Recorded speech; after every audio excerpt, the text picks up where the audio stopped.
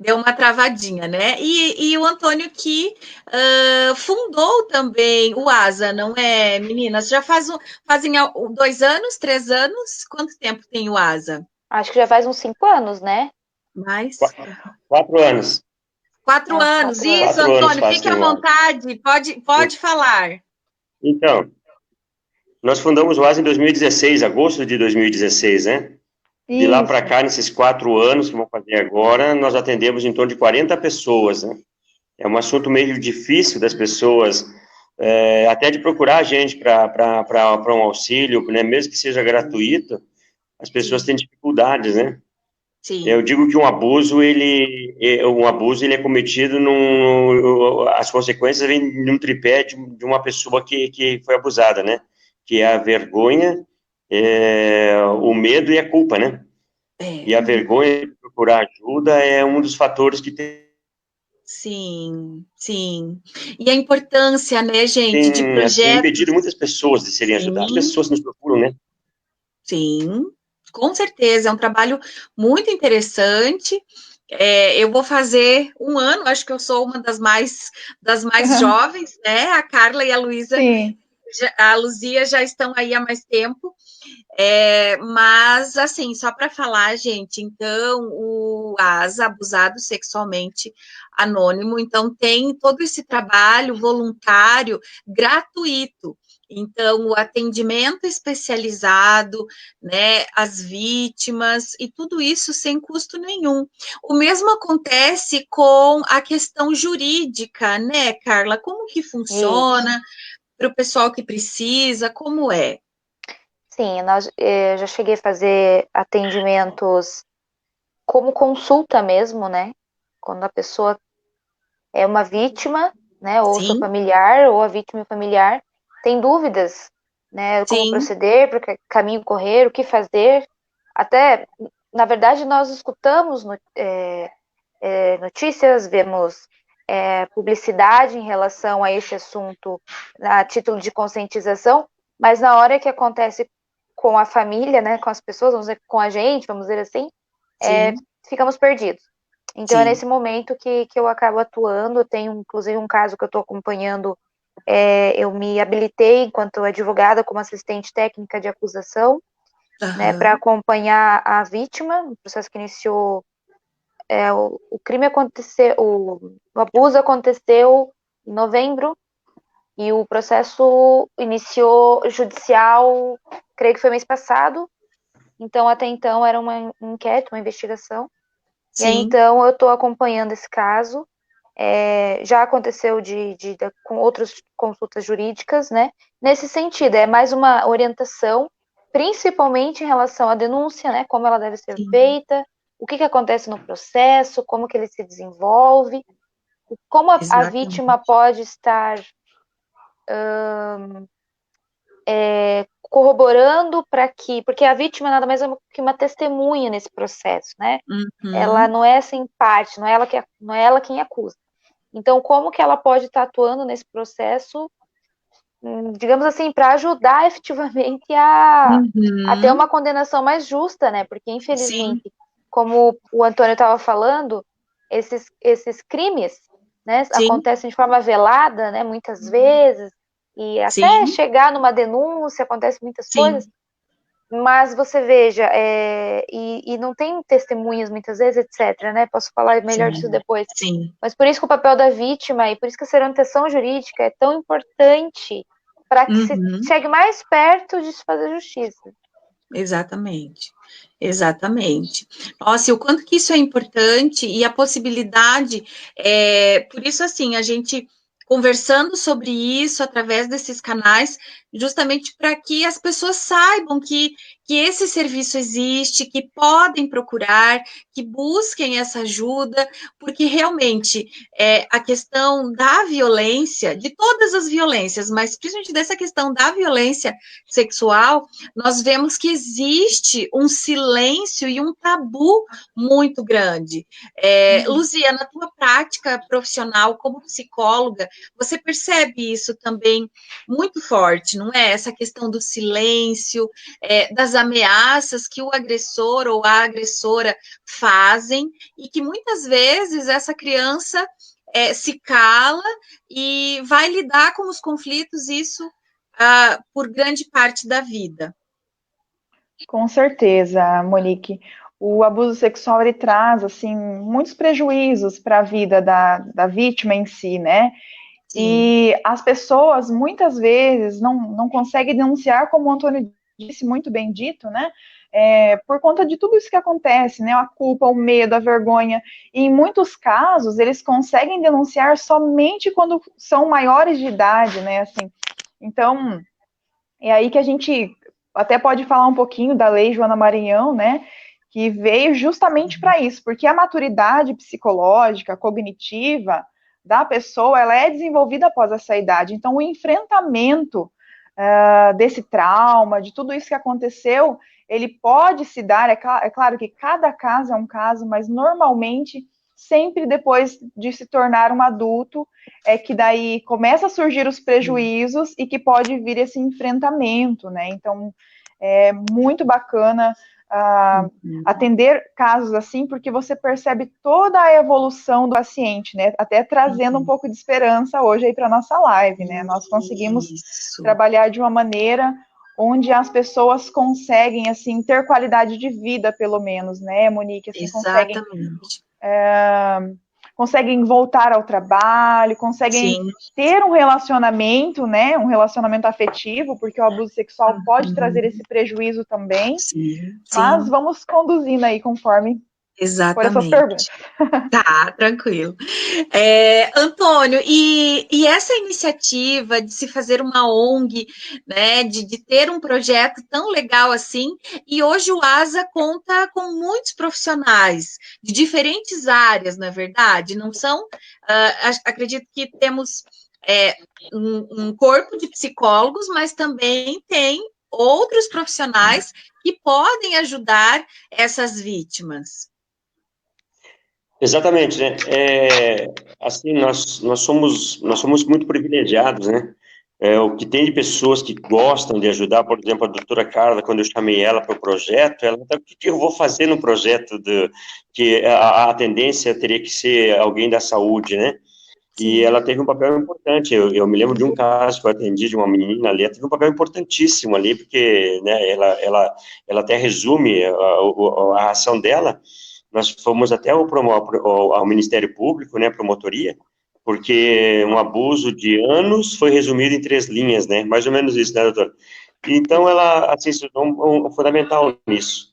Nós temos uma nutricionista também, porque quando uma pessoa, ela sofre um abuso sexual, ela também tem questões alimentares que são envolvidas, né, anorexia, bulimia, também pode estar ligados a um abuso sexual. Então, nós temos hoje uma nutricionista que nos ajuda nesse sentido, né? Uma fonoaudióloga também que nos ajuda, questões da fala também. Então, o abuso, Monique, assim, ele não é uma consequência emocional somente na questão, assim, da emoção, do relacionamento, né, da frigidez futuramente, né, ou as questões masculinas do homem.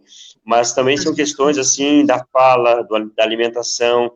E a gente tem, assim, umas pessoas que chegaram conosco, os profissionais, assim, da melhor qualidade, das melhores, das boas intenções, que tem nos ajudado muito. Então, o nosso projeto, assim, ele se tornou muito além de um tratamento psicológico, né, que a gente hoje oferece tratamento jurídico, psicológico. Nós temos uma doutora, uma médica conosco também, a própria doutora Andréia, né, que é do Ministério Público, está sempre à disposição, assim, para qualquer situação que houver, sempre aberta para nos atender. Sim. E tudo isso a gente percebe o quanto que... Então, assim, estou muito feliz, assim, com as pessoas que somam conosco, né? Nossa, muito legal. E o projeto, então, ele tem 5 anos, Antônio? Desde 2015? 2016, 4 2016. anos. Tá, 4 anos. Na verdade, são 4, né? Nós iniciamos nós vamos fazer 4 anos agora em agosto. Ótimo, ótimo. É muito importante que a gente também fale relativamente novo o projeto, né?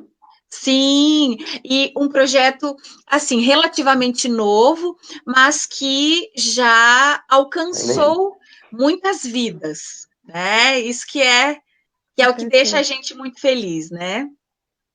Isso mesmo. Sim, que Exatamente. bom. E aí Exatamente. temos aí a companhia da Luzia, da doutora Carla aí, né, que estão sempre junto conosco, né, aí caminhando um bom tempo, conhece bem, sabe da dificuldade que é, né, da gente Sim, atender, né, Luzia, as pessoas têm dificuldade até de procurar ajuda, né. Com certeza. Parece que são poucas pessoas, tá, Boni? 40 pessoas que foram atendidas por nós, eu acho, assim, que foi um número até bastante expressivo em muito, 4 anos, uma média de 10 por ano. Parece sim, pouco, assim, mas diante da realidade de um abuso, da vergonha, do medo, de várias situações que envolvem, porque um abuso, ele geralmente ele é cometido mais de 90% por alguém da família, e é muito difícil quando envolve alguém da família, alguém muito próximo, né, da família ou sim, da família. Então, nós estamos aí diante de uma situação muito difícil. Então, 40 pessoas que foram atendidas, para nós, para mim, eu considero um excelente número aí. Desses 40, quantas pessoas nós ajudamos a evitar o suicídio? O próprio caso do Matheus, né, que todo mundo conhece, né? Então, são, assim, casos que para nós são de grande relevância, né? E é com bom pontuar certeza. que é um projeto, assim, é um projeto sem fins lucrativos, né? Onde os próprios membros, os próprios voluntários que fazem com que ele aconteça. Então, quer dizer, Com nós não certeza. temos nenhuma ajuda Sim, financeira, né, de ninguém, de nenhum, sim, nem município, nem nada, nem sim, prefeitura, etc. E nós, quando desenvolvemos palestras, quando desenvolvemos algum como que eu posso dizer, Luzia, algum evento, né? Algum evento, Aí, nós acabamos buscando, indo atrás, né, de ajuda para desenvolver, porque existem custos, né? Às vezes até para sim, trazer um palestrante de algum lugar, etc. sim.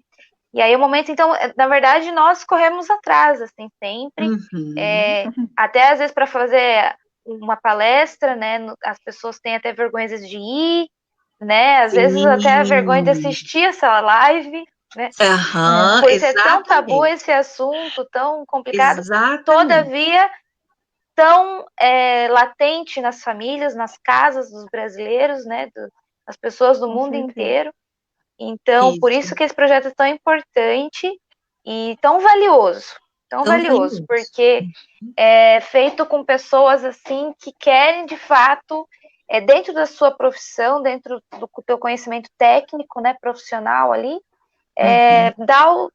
compartilhar, contribuir com a sociedade, né?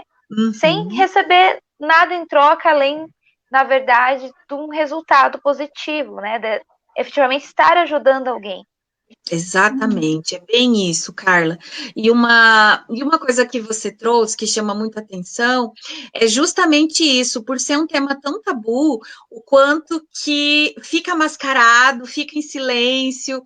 A gente sabe da dificuldade da adesão, todos nós que trabalhamos já há alguns anos com essa temática, né? Seja em palestras, seja mesmo em campanhas, estamos no Maio Laranja, nesse mês que dá visibilidade para essa causa, mas mesmo assim nós ainda vemos a sociedade, de maneira geral, com os olhos, os ouvidos e a boca, né, calados.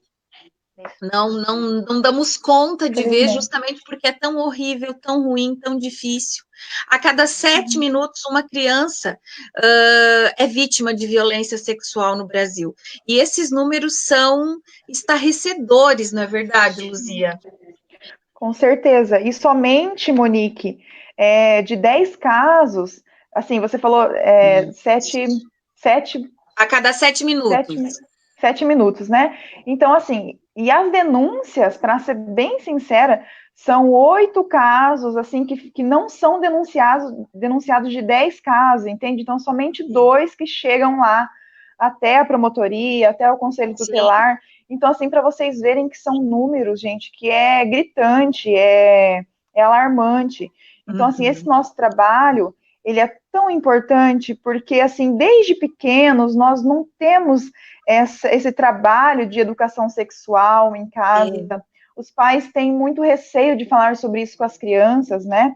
Quando eu converso com a minha filha sobre isso, ela tem 3 aninhos, às vezes tem pessoas que acham chato, se sentem mal por isso, e não, desde pequenininha ela já toma o banhozinho dela, ela mesma se higieniza as partes íntimas, então assim, Isso.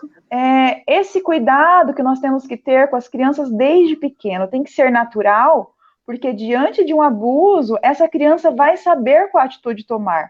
Ela vai saber o que é um abuso, o que não é, onde as pessoas podem tocar, né? Igual a gente ensina na clínica, o toque do sim, o toque do não. Então, assim, educação sexual, gente, é muito importante e a gente sempre vai estar aqui falando sobre isso, porque é o nosso objetivo. Prevenção. Prevenir sempre, porque não adianta depois o caso chegar até nós e trabalhar, porque assim, vai ser muito pior do que se nós tivéssemos feito um trabalho de prevenção antes, porque os prejuízos estão aí e são gigantes. Até depois eu quero falar um pouquinho sobre esses prejuízos aí. Sim, com certeza. E quando a gente pensa, então, tanto isso no que a Carla trouxe, no que a Luzia comentou, que a gente vê dessa questão da estatística, que a gente vê essa questão do tabu, que a gente vê essa questão do quanto que é difícil quebrar o silêncio. E, Antônio, você tinha trazido a informação da questão, assim, da culpa, da vergonha, do medo, o quanto que tudo isso gera, porque geralmente o agressor ou a agressora são conhecidos da vítima, são pessoas que a criança confia, que a criança conhece, e isso dificulta o trabalho até de paralisação dessa violência, não é verdade? Com certeza. Acho que o Antônio tá conseguindo me ouvir, Antônio? Parece que deu uma travadinha. Acho que deu uma travadinha. Cortou, mas eu vi agora, Monique. Você falava da dificuldade da... Isso, justamente porque Não, na verdade, as vítimas, elas são...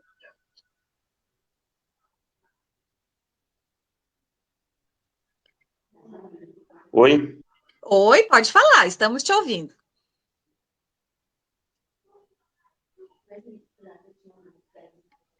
Acho que está cortando um pouquinho, né?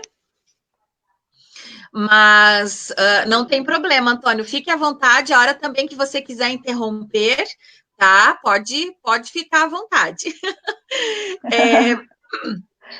Porque justamente isso, gente, porque quando nós vemos que mais de 90% dos casos são conhecidos, então, assim, quando a gente pensa, né, no perfil, e acho que até a Carla, como advogada, vai até poder nos ajudar mais nessa questão, mas, assim, dentro da psicologia, nós percebemos que essa questão é muito delicada, porque no imaginário popular, o agressor ou a agressora é uma pessoa feia, é uma pessoa que dá medo, e é o oposto disso, são pessoas sedutoras, pessoas próximas da criança, pessoas que a criança conhece, confia, que dá algo em troca, que oferece objeto, doce, carinho, enfim, nunca é uma coisa ruim, não é verdade, Carla? Isso mesmo. Por isso a importância dessa conscientização que nós estamos falando não é para os pais mesmo, é para os adultos essa conscientização, porque no momento que a criança der o menor sinal, né, ou que os próprios pais perceberem, eles pegarem aquilo como algo a ser investigado ou uma possível realidade mesmo e não fechar os olhos, né? Não querer tampar o sol com a peneira, que é o que mais acontece, que é o que aconteceu nos casos que nós temos do ASA, que eu cheguei a atender, né? Ou tem casos, por exemplo, que a mãe, que eu atendi, que a mãe, ela tem tanta falta de conhecimento, assim, que ela está mais desequilibrada sabe, do que a própria vítima. Isso, então, o que acontece? Por mais absurdo que seja, mas sim, pode ser o seu parente, sim, pode ser o avô, o tio, o amigo da família, mas não somente eles, não somente o pessoal ali de dentro da família, do convívio. Sim. Mas a gente já vi casos assim também, em que o pedófilo, né? Ele passou ali, porque as crianças têm celular, as crianças têm, às vezes, já uma rede social, a depender da idade já tem, né? Cada família põe a sua liberdade e o seu limite para essa criança, certo? Então, varia muito. Tem criança pequena que já tem rede social. Então, o que isso implica? Esse pedófilo, ele pode ficar, às vezes, meses conversando com essa criança, sem pressa, até arrumar o campo, deixar tudo certinho, para poder chegar a se aproximar de fato. E a gente vê isso direto, né, na mídia. No trabalho, sim. Então, varia muito.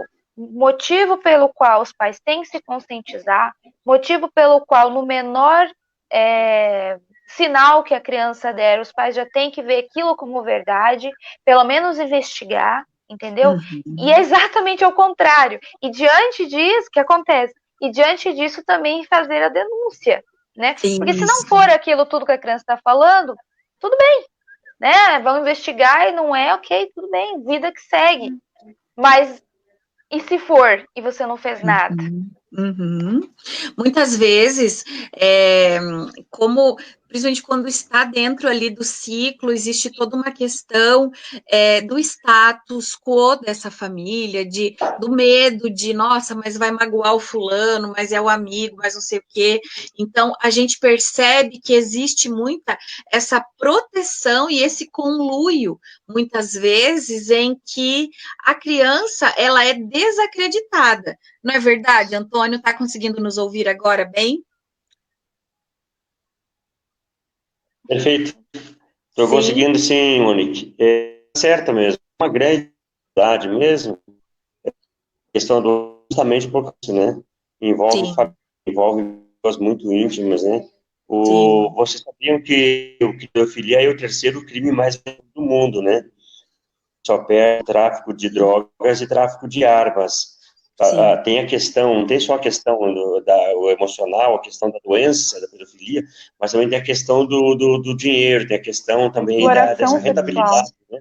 Isso. Então, é uma série de coisas que acaba envolvendo e que as pessoas, muitas vezes, elas não têm noção. Eu já tive pacientes que falavam que achavam que com o tempo passava, o tempo curava, mas o tempo não passa, o tempo não cura essas coisas. É preciso um tratamento, é preciso de ajuda, né? E esse é o nosso papel, nos colocar à disposição. Exatamente.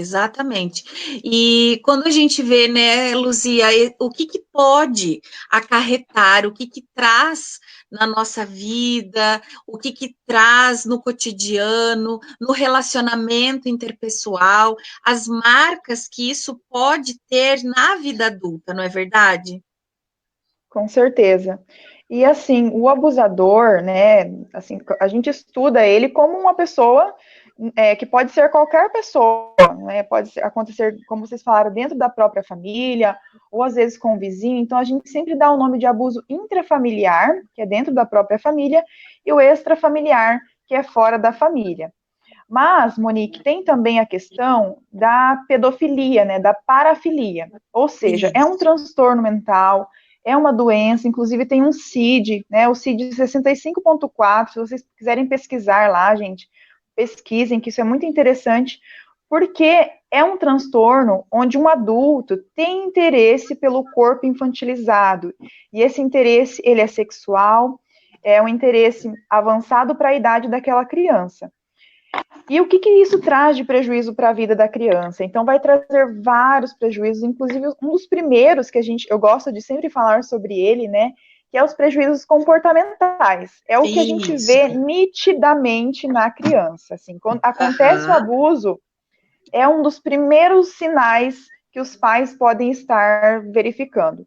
Ou seja, aquela criança mais calminha, mais tranquila, de repente começa a ficar irritada, nervosa, começa a se isolar mais, de repente, do que ela já é, ou até uma criança típica, né, uma criança típica, que nunca, dentro da normalidade, eu digo assim, que nunca teve nenhum prejuízo, nunca foi uma criança alterada emocionalmente, já começa a ter vários prejuízos. Então, isso pode aparecer no sono, no comportamento, na desconfiança, a criança se isola, ela se sente rejeitada muitas vezes, né? Ou essa criança, ela pode desenvolver comportamentos sexualizados para a idade dela, sabe, Monique? Eu vou cuidar com a minha fala, porque esse horário pode ter crianças ouvindo, né? Mas, assim, começa a ter comportamentos que não é de criança, resumindo, comportamentos sexualizados que não cabe à criança porque ela não tem uma maturidade para aquilo. Uhum. Começa também a ter dificuldades escolares, Monique, começa a não querer mais ir para a escola, ou até mesmo não se concentrar nas aulas. Por quê?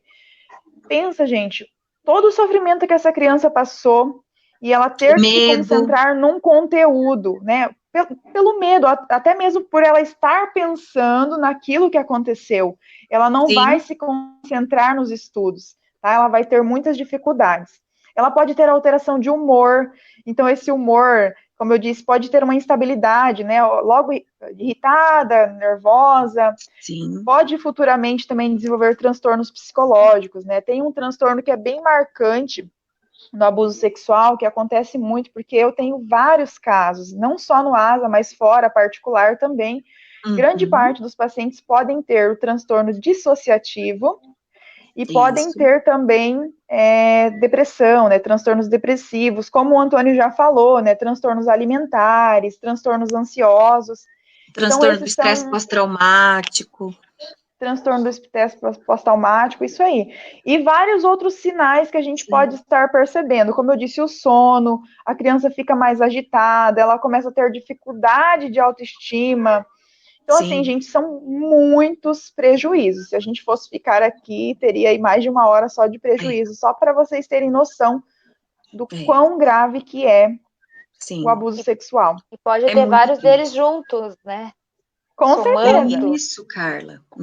Com certeza. Exatamente. Pode ter um acúmulo de todos esses transtornos juntos. Que tira totalmente a qualidade de vida deles, né? Sim. E que faz com que o tratamento com um psicólogo, com terapia, ou até às vezes um psiquiatra, enfim, né? Seja tão importante e um divisor de águas na vida dessas vítimas para voltar a ter uma qualidade de vida, né? Conviver em sociedade, etc. Com certeza. Conseguir um trabalho, ter relação.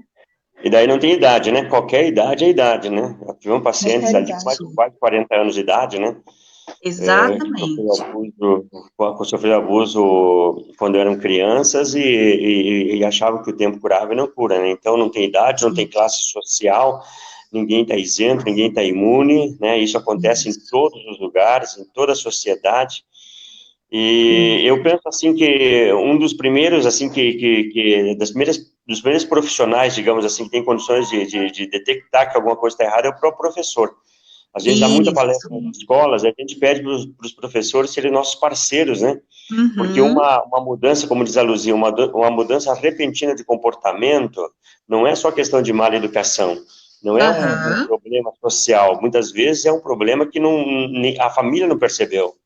Porque o abusador, ele não tem um perfil de abusador, ele tem perfil de maldoso, de maldade, de marginal, né? Isso. Pelo contrário, ele é amoroso, ele é carinhoso, ele dá presente, ele dá bala, ele dá dinheiro, ele cuida, ele se preocupa, né? Entre aspas, né? Então, ele se torna, assim, uma pessoa acima de qualquer suspeita. E aí a criança começa a ficar revoltada, começa a mudar o comportamento e aí ela sofre 2 vezes, sabe, Monique? Sofre por causa do abuso e sofre porque os pais querem que ela tenha um relacionamento com aquela pessoa e ela sabe que aquela pessoa faz mal para ela.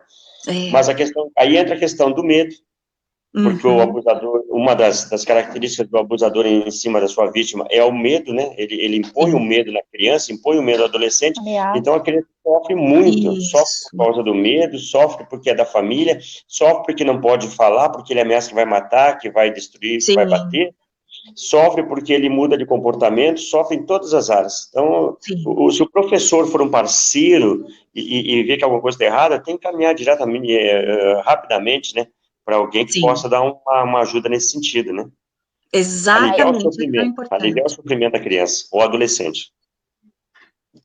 Perfeito. Exatamente, porque é muito sofrido. Carla, gente, vocês acreditam que a gente já está quase terminando aqui nossa live, nosso papo passa tão rápido, né? Que dó. Mas nós faremos outros, com toda certeza. Tá, Monique, mas aí nós vamos ter agora, até tá conversando com a Luzia para nós fazer o nosso seminário virtual. Isso, e a gente vai ter agora, provavelmente, Monique, assim, o dia 20, uma quarta-feira à noite, né? Bem legal, estamos com um espaço bem legal para fazer o nosso seminário virtual e acredito que vai ser, assim, muito importante. Nossa, com toda certeza. Até porque a gente precisa, né? A gente precisa veicular essas informações, falar sobre isso, e para a gente pensar aqui. Então, se eu tenho suspeita, muitas pessoas têm medo de denunciar. Carla, como funciona isso? A gente sabe que a gente tem o Disque 100, que as pessoas podem ligar anonimamente, mas assim, saber que existe esse apoio, né, que tem ali uma advogada, que tem esse suporte do direito para poder fazer a denúncia, como fazer a denúncia, tudo isso o projeto também pode auxiliar. Sim, com certeza. O Disque 100, ele, como você mesmo disse, ele é de forma anônima, tá? Uhum. Então, a pessoa que vai denunciar, se não for ali a própria da família, uma pessoa fora que souber, pode ser também, né? Ela não vai ser vinculada ao processo, ela não vai ser vinculada ao caso em si. Sim. Ela é anônima, né? Anônima é anônima. Outras formas de Sim. você fazer a denúncia é você indo, até o que mais acontece, eu acredito, eu não sei se é o que mais acontece, mas é o que eu mais escuto aqui na cidade. As pessoas vão até a delegacia mesmo, tá? Uhum. Até o conselho tutelar, ou até um CRAS, e a partir daí começa a desenrolar essa questão de investigação. Uhum. Mas, caso a pessoa, por exemplo, tenha uma dúvida, como ela fazer essa denúncia, o que ela tem que falar, né? Porque parece óbvio o que ela tem que falar, né? Ela tem que falar tudo o que aconteceu de forma pormenorizada, mais detalhada possível, né? Mas isso não acontece. Isso não acontece. E a gente entende. A gente entende. Uhum. Então, ali eu estou para justamente explicar a melhor forma de você fazer essa denúncia, o quanto é importante manter a fala, o que foi dito durante o percorrer do processo, justamente por, infelizmente, Monique, apesar de existir um princípio que a palavra da vítima ela tem grande valor num processo judicial, nesses tipos de crime, né, por ser um crime velado, etc., mas infelizmente há ainda assim, subjetivamente no processo, uma sensação de desacreditar. Então, tem toda uma questão, até que, enfim, que eu estudei na minha última pós-graduação sobre esse assunto, como é importante a vítima manter a palavra de tudo o que foi dito, né? São várias pequenas coisas que durante o processo eu vou explicando, eu vou conduzindo, né, da melhor forma possível, sabe? A gente já viu casos, assim, lamentáveis mesmo de absolvição, que a gente sabe ser verdade. Inclusive, a vítima continua fazendo tratamento no ASA, salvo o melhor juízo. Isso nos leva a ser um sentimento quase de revolta, né? Sim. Mas isso aconteceu porque o processo judicial, ele é técnico, né? E ele precisa ser visto dessa forma, às vezes. Né? Infelizmente, só a indignação, ela não vira prova processual, ela não, sabe? E o juiz é imparcial, ele precisa de elementos para poder condenar uma pessoa. Então, por isso que é importante as informações nesse momento inicial já da denúncia. E por isso que eu me coloco à disposição. Sim, Falei, me ótimo. estendi demais. Não, não tem problema. É tão importante, né? Tão importante a gente pensar e a gente falar sobre isso, colocar tudo isso à disposição. Mais uma vez eu agradeço a presença de vocês aqui comigo nessa live, psicólogo Antônio, psicóloga Luísa, eu tô com Luísa. Eu também faço isso, às vezes. É que eu tô confundindo com a Carla. Desculpa, Lu.